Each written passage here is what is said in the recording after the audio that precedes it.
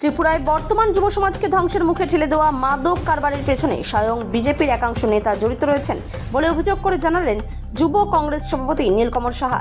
কেন্দ্রের বিজেপি নেতৃত্বাধীন নরেন্দ্র মোদী সরকারের 12 বছরের শাসনকালকে ভারতবাসীর চরম সর্বনাশ বলে তীব্র আক্রমণ করলেন ত্রিপুরা প্রদেশ যুব কংগ্রেস সভাপতি নীলকমল সাহা। শুক্রবার সন্ধ্যারাতে ত্রিপুরা সদর জেলা কংগ্রেস কমিটির উদ্যোগে আগরতলা দুর্গা চৌমোহনী বাজারে এক রাজনৈতিক পথসভা অনুষ্ঠিত হয়। এই সভায় প্রধান বক্তা হিসেবে বক্তব্য রাখতে গিয়ে ত্রিপুরা প্রদেশ যুব কংগ্রেস সভাপতি মোদী সরকারের বিভিন্ন নীতি ও জনবিরোধী সিদ্ধান্তের বিরুদ্ধে তীব্র ক্ষোভ উগরে দেন। ত্রিপুরা থেকে বিক্রম কর্মকারের রিপোর্ট, বিগ নিউজ বাংলা। ভবিষ্যৎ করে তোলা নীল নকশা করা আছে। প্রিয় বন্ধুগণ, আমাদের এক হতে হবে, আমাদের একসঙ্গে প্রতিবাদে নামতে হবে। কারণ আমাদের প্রতিবাদ এই জন্য করা দরকার, কারণ এই রাজ্যে যে সরকার চলছে সেই সরকার যুব বিরোধী, সে সরকার মহিলা বিরোধী, সে সরকার উন্নয়ন বিরোধী। আমরা দেখেছি যে এই 18 নম্বর ওয়ার্ড, এই দুর্গা চৌমুহনী বাজার, আমি রামনগর বিধানসভার ছেলে, আমি কখনো আমার জন্মের পরে দেখিনি যে বৃষ্টি হলে অন্তত এই দুর্গা চৌমুহনী বাজারে জল ভরে যায়।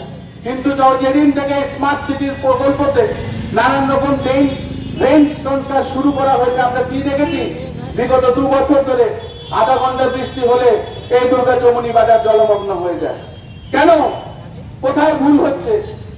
কোথায় কোন টেন্ডারে কমিশন কোন খাওয়া দিচ্ছে? আমরা বুঝতে হবে যে দিনের পর দিন এই সরকার যেভাবে এই রাজ্যটাকে নেশার দিকে নিয়ে চলে যাচ্ছে, এই রাজ্যের প্রত্যেকটা বেকার আজকে নেশার দিকে আকৃষ্ট হচ্ছে।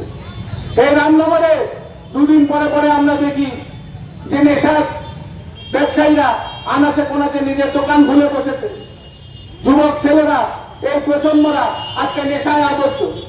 কেন হবে? আমরা শুনেছি মুখ্যমন্ত্রী এক সরকারি মঞ্চে থেকে বলেছি যে নেশা ব্যবসায়ীর সঙ্গে কারা যুক্ত। তো উনি যে আপনি যদি জানেন যে নেশা ব্যবসায়ীর সঙ্গে এই রাজ্যের কারা যুক্ত, আপনি কেন তাদেরকে পুলিশের হাতে তুলে দিচ্ছেন না? সে নামগুলো কেন প্রকাশ করছেন না? তার একটাই জবাব আমার বন্ধুগণ, এই নেশা ব্যবসায়ীর সঙ্গে এই রাজ্যের এই ভারতীয় জনতা পার্টির কিছু সংখ্যক নিমকি নেতারা সরাসরি ভাবে যুক্ত আছে। এটা আমার কথা না, আমরা দেখেছি, আমরা মিডিয়াতে দেখেছি যারাই আজকাল নেশা সামগ্রী নিয়ে ধরা পড়ে, হয়তোবা সে মন্ডলের ভাতিজা, হয়তোবা সে মন্ডলের সভাপতির ভাই, হয়তোবা সে মন্ডলের সভাপতির বোন। এবং সবচেয়ে দুঃখকর ব্যাপার, আজকাল দেখছি যে রেলওয়ে স্টেশনে পুরুষের থেকে রেখে কেন পয়সার বিনিময়। তার একটাই জবাব যে অর্থনৈতিক ভাবে মূল্য বৃদ্ধির জন্য এই রাজ্য আজকে গ্রস্ত হয়ে রয়েছে। এই চাপ দেওয়া হচ্ছে, সেই চাপ মানুষ দিতে পারছে না, তাই আজকে একটা মহিলা তার নিজের বাচ্চাকে বিক্রি করে দেয় পয়সার বিনিময়। এই কেমন রাজ্য, এই কেমন সরকার? এই সরকার দেখতে আমরা কখনোই এই সরকারকে গদিতে বসাইনি। কিন্তু আমরা কি দেখি, যখনই মেয়রের সঙ্গে আমাদের দেখা করতে হয়, যখনই ওনার সঙ্গে আমরা এই রাজ্যের রাস্তাগুলোকে ঠিক করার দাবি জানিয়ে ওনার থেকে ডেপুটেশনের সময় চাই, উনি বারবার এড়িয়ে যায়। উনি বারবার এড়িয়ে যায় কারণ ওনার জানেন যে সিস্টেমে এই ড্রেনগুলো স্মার্ট সিটির আন্ডারে বানানো হচ্ছে সেগুলো টেকনিক্যালি ঠিক না। তিনি জানেন যে 2 দিন পরে আবার সেই ভুল টেকনিকের জন্য আবার সেই রিটেন্ডার করবে, আবার সেই কিছু সংখ্যক কমিশনের ব্যবসায়ীরা পকেটে ঢোকাবে পয়সা এবং আবার সেই ড্রেন ভাঙা হবে, আবার বানানো হবে। আমাদের বুঝতে হবে বন্ধুগণ, আজকে যদি আমরা আমাদের প্রজন্মকে, আমাদের ভবিষ্যৎকে না ঠিক করি, না সার্ভাইভ করাতে পারি, তাহলে হয়তো অনেক দেরি হয়ে যাবে। মুখ এড়িয়ে গিয়ে গাড়ির ভেতরে ঢুকে মুচকি মুচকি হাসি দেয়। 22,000 ছাত্রছাত্রী সরাসরি ভাবে ক্ষতিগ্রস্ত হয়েছে এই নিট পরীক্ষার প্রশ্ন ফাঁসে, কিন্তু কোন রকম দায়ভার এই সরকার নিতে যাচ্ছে না।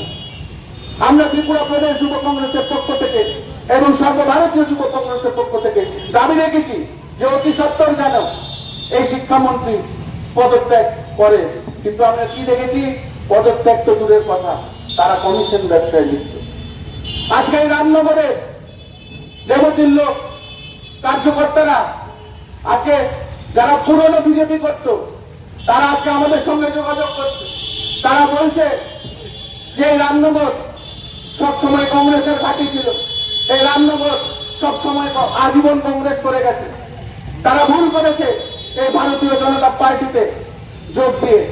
কারণ আজকে যারা এই ভারতীয় জনতা পার্টিকে এই রামনগরে প্রতিষ্ঠিত করেছে তাদেরকে আজকে বাড়ি থেকে বেরোতে দেওয়া হয়নি।